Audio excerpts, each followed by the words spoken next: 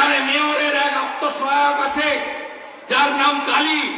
কিছুদিন আগে ক্যামাক স্ট্রিটে ভাইপোর অফিস থেকে যার নামে কমপ্লেন পাঠানো হয়েছিল, নবান্নর নির্দেশে ওই কমপ্লেনকে এফআইআর করা হয়নি, কারণ গৃহযুদ্ধ হয়ে যেত। ভাইপো বনাম মেয়র এই কালীবাবু, তিনি দু হাতে টাকা তুলেছেন, এখনো তুলছেন সমানে।